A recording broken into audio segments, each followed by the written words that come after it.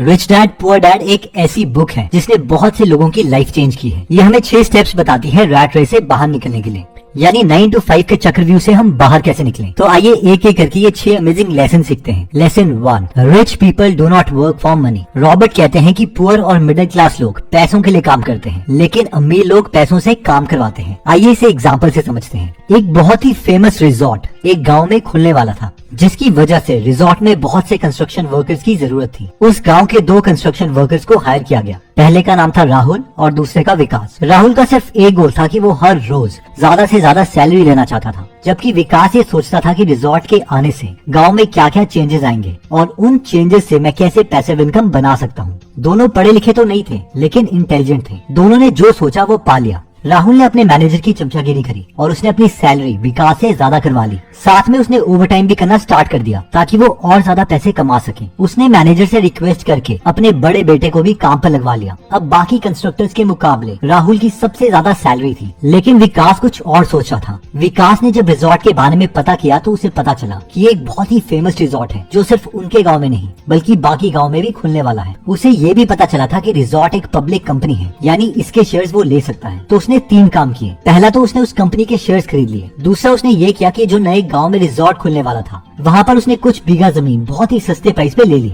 और फाइनली उसे पता था कि जब ये रिजॉर्ट कंप्लीट हो जाएगा तो कंस्ट्रक्शन वर्कर्स की जरूरत नहीं रहेगी, लेकिन वहाँ पर जो एम्प्लॉइज आएंगे उन्हें उसी गांव में रहना पड़ेगा, क्योंकि रिजॉर्ट अपने बड़े मैनेजमेंट के अलावा बाकी छोटी पोजीशंस वाले एम्प्लॉइज को घर नहीं दे रही है। इसलिए उसने वहाँ पर अपनी छोटी सी जगह पर पीजी बना लिया। जब 5 साल के बाद रिजॉर्ट पूरा हुआ तो राहुल की जॉब चली गई और उसे कहा गया कि अगर उसे दोबारा काम चाहिए तो उसे 100 किलोमीटर दूर जो दूसरा रिजॉर्ट बन रहा है वहाँ पर जाके काम करना पड़ेगा। राहुल को समझ नहीं आ रहा था कि वो इस ओल्ड एज में कहाँ जाए। वहीं पर रिजॉर्ट खोलने पर विकास के शेयर्स का प्राइस इंक्रीज हो गया। साथ में उस रिजॉर्ट के स्टाफ विकास के बनाए पीजी में रहने लग गए, जिसकी वजह से उसे पैसिव इनकम आना स्टार्ट हो गई। और साथ में जो जमीन उसने दूसरे गांव में खरीदी थी वहाँ पर उसका प्राइस भी इंक्रीज हो गया। विकास को पता था कि अब उसे नौकरी की जरूरत नहीं है और वो पीजी से आ रहे पैसों से दूसरे गांव में भी पीजी बनाएगा। इन शॉर्ट स्टोरी की लर्निंग ये है कि विकास जैसे रिच माइंडसेट वाले लोग थोड़े टाइम के लिए पैसों के लिए काम करते हैं, लेकिन वो जानते हैं कि फ्यूचर में उन्हें पैसिव इनकम सोर्स भी बनाना है ताकि उन्हें काम ना करना पड़े। लेसन नंबर 2 आता है व्हाई टीच फाइनेंशियल लिटरेसी। एक बार धीरूभाई अंबानी जी के साथ उनका पोता अनंत अंबानी जा रहा था, तो अनंत अंबानी ने धीरूभाई अंबानी से कहा कि मुझे गुब्बारे लेने के लिए कुछ पैसे चाहिए। उसने धीरूभाई अंबानी जी से 15 रुपए लिए और बिना हवा के गुब्बारे ले आया। उसके बाद वो घर आया। नॉर्मल बच्चों की तरह उन गुब्बारों से खेला नहीं, बल्कि उसमें हवा भर के उसे बेचने चला गया और प्रॉफिट कमा के आया।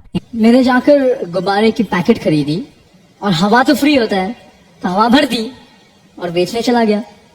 इन शॉर्ट ये एंटरप्रेन्योरियल लेसन्स धीरूभाई अंबानी जी अपनी फैमिली वालों को भी सिखाते थे। और सिर्फ अंबानी की फैमिली ही क्यों, मेरे जितने भी बिजनेस कम्युनिटी के फ्रेंड्स हैं उन्हें शुरू से ही एक बात पता है, पहले दुकान फिर मकान। यानी रॉबर्ट कियोसाकी की भाषा में बोलें तो पहले एसेट्स और फिर लायबिलिटीज, यानी पहले इनकम सोर्स बनाओ और फिर खर्चे करो। और ये बात हम मिडिल क्लास फैमिली वालों को नहीं पता होती। वो तो शुक्र है कि रिच डैड पुअर डैड जैसी बुक्स लिखी गई हैं, जिससे हमें भी नॉलेज मिलने लगी है कि हम रैट रेस से बाहर कैसे निकल सकते हैं। कि जहाँ पर पुअर और मिडिल क्लास मेंटालिटी वाले लोग सैलरी मिलते ही पहले लोगों के बिल चुकाने लग जाते हैं, जैसे कि बिजली का बिल, पानी का बिल एक्सेट्रा, और उसके बाद बचे हुए पैसों को सेव करते हैं। वहीं पर जो रिच मेंटालिटी वाले लोग हैं वो सबसे पहले पैसों को सेव करते हैं और उसके बाद बचे हुए पैसों से बिल्स भरते हैं। प्रेम गनापति अपने दोस्त के साथ मुंबई आए थे, लेकिन उनका दोस्त उन्हें छोड़ के चला गया। एक तमिलियन ने प्रेम की मदद करी और उन्हें मंदिर ले गया ताकि लोग उन्हें वापस तक की टिकट के लिए पैसे दे सके, लेकिन प्रेम ने जाने से मना कर दिया। प्रेम ने वहाँ एक रेस्टोरेंट में बर्तन धोने की जॉब स्टार्ट करी। प्रेम चाहते थे कि उन्हें कोई वेटर की जॉब दे दे,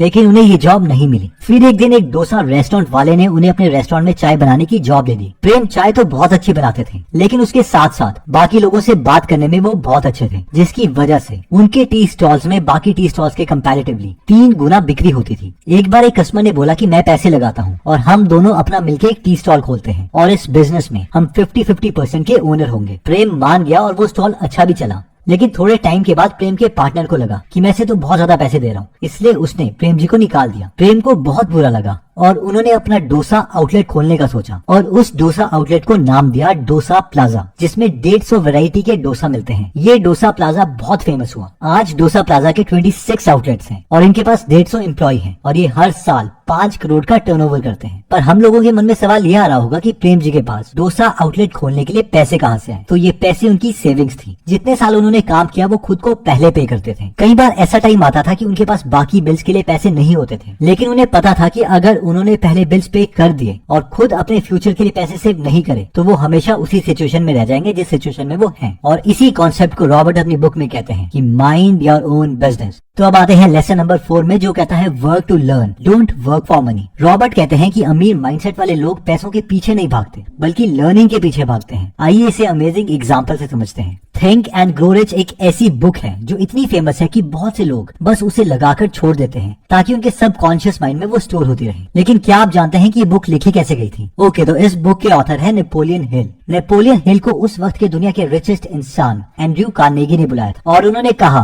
कि मैं दुनिया को अमीर बनने का सीक्रेट और उसकी फिलॉसफी देना चाहता हूँ, लेकिन इसके लिए कम से कम 20 साल लगेंगे। अगर तुम मेरे लिए काम करना चाहते हो तो मैं 20 सालों तक तुम्हें कोई सैलरी नहीं दूंगा। मुझे अभी का अभी बताओ कि तुम ये डील करना चाहते हो या नहीं। अब ये सुन के पहले नेपोलियन हिल को कुछ समझ नहीं आया कि उन्हें ये ऑफर एक्सेप्ट करना चाहिए या नहीं, लेकिन फिर उन्होंने सोचा कि अगर मुझे दुनिया का सबसे अमीर आदमी कुछ करने के लिए कह रहा है तो मुझे ये ऑफर एक्सेप्ट कर ही लेना चाहिए। और नेपोलियन हिल इस काम के लिए मान गए। उसके बाद एंड्रयू कार्नेगी ने नेपोलियन हिल को उस वक्त के बहुत फेमस लोगों से मिलवाया और कहा कि मैं जानता हूँ कि ये फ्यूचर में बहुत अमीर बनने वाले हैं, बस जाओ और पता करो कि इन सब में क्या कॉमन है। इन सब में सबसे पहले इंसान थे हेनरी फोर्ड। अगर हम मिस्टर फोर्ड को नहीं जानते तो इट्स ओके, लेकिन हमने उनकी गाड़ियों का नाम फोर्ड तो सुना ही होगा। तो उसके बाद नेपोलियन हिल ने एक एक करके सब अमीरों से मिले और उन्होंने ये बुक लिखी थिंक एंड ग्रो रिच, जिसकी वजह से वो खुद भी मिलियनेयर बने। इन शॉर्ट ये रेडी थे फ्री में 20 साल तक काम करने के लिए। इतना ही नहीं, वॉरेन बफेट ने शुरू में बेन ग्राहम से बोला था कि मैं आपके लिए फ्री में काम करना चाहता हूँ, और फिर बेन ग्राहम ने उन्हें मना कर दिया क्योंकि वो उस वक्त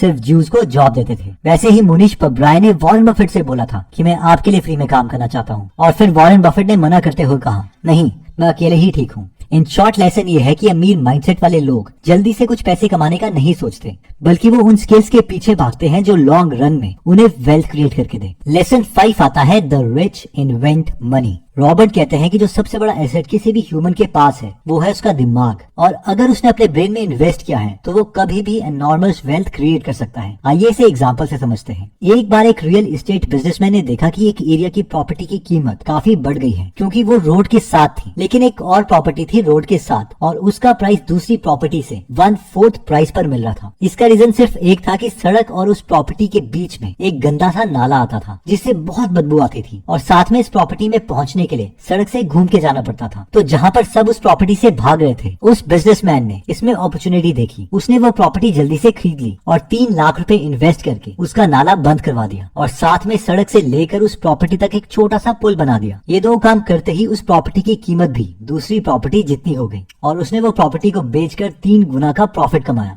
नेक्स्ट लेसन नंबर 6 आता है ओवरकमिंग ऑब्स्टेकल्स। रॉबर्ट कहते हैं कि 4 बेसिक टाइप की रुकावटें हैं जिसकी वजह से हम डिसीजंस नहीं ले पाते, और ये 4 चीजें हैं डाउट यानी खुद की कैपेबिलिटीज पर शक करना, लेजीनेस यानी सुस्ती, बैड हैबिट्स यानी बुरी आदतें, और फियर यानी डर। और इनमें सबसे बड़ा ऑब्स्टेकल है फियर। अब हम देखते हैं कि फियर से हम कैसे बच सकते हैं। हम लोग हमेशा डरे रहते हैं कि अगर हमने गलत डिसीजन ले लिया तो क्या होगा, जिसकी वजह से हम कोई डिसीजन लेते ही नहीं है। तो इससे बचने के लिए एक सिंपल मेंटल मॉडल है, और वो है कि दुनिया में सिर्फ 2 टाइप के डिसीजंस हैं, type 1 and type 2 decisions. Type 1 decisions वो हैं कि अगर ये डिसीजंस हमसे गलत हो भी गए और हम वापस अपनी लाइफ में आते हैं तो हमारी लाइफ में ज्यादा कोई नेगेटिव इम्पैक्ट नहीं पड़ेगा, जैसे कि कोई न्यू ब्लॉगिंग वेबसाइट खोलना, कहीं पर इंटर्नशिप अप्लाई करना, फ्रीलांसर बनना एक्सेट्रा। तो टाइप 1 डिसीजंस में ज्यादा सोचने की जरूरत नहीं है, इसे जल्दी से ले लो। टाइप 2 डिसीजंस वो हैं जो अगर गलत हो गए तो हमारी लाइफ में एक मेजर नेगेटिव इम्पैक्ट क्रिएट कर सकते हैं। फॉर एग्जाम्पल, लेट्स से आप कहीं नौकरी कर रहे थे और आप अकेले अर्निंग मेंबर हो अपनी फैमिली के। आप 1-2 पॉडकास्ट सुनते हो और बिना सोचे समझे जॉब छोड़ देते हो ताकि आप खुद का बिजनेस कर सको। अब अगर ये बिजनेस फेल हो जाता है तो ये आपकी लाइफ को हेल बना सकता है। तो इस सिचुएशन में बेटर है कि हम टाइप 2 डिसीजन को टाइप 1 डिसीजन में कन्वर्ट करने की कोशिश करें और फिर एक्शन लें। जैसे कि इस केस में आप जॉब के साथ ही और मेहनत करो और बिजनेस स्टार्ट करने की कोशिश करो। अगर आपका बिजनेस चल पड़ता है और आपको सैलरी से 3 से 4 गुना पैसा आ रहा है और आपको लगता है कि अब आपका बिजनेस स्टेबल भी है, तो उस वक्त पर जॉब छोड़ो, क्योंकि इस वक्त ये हमारे लिए टाइप 1 डिसीजन है। आई होप ये 6 लेसन हमें याद रहेंगे, और ये 6 लेसन हैं। Lesson 1, rich people do not work for money. Lesson 2, why teach financial literacy. Lesson 3, mind your own business. Lesson 4, work to learn, don't work for money. Lesson 5, the rich invent money. Lesson channel को like करिए, subscribe करिए and thank you so much. मिलते हैं अगली video में thoughts of life.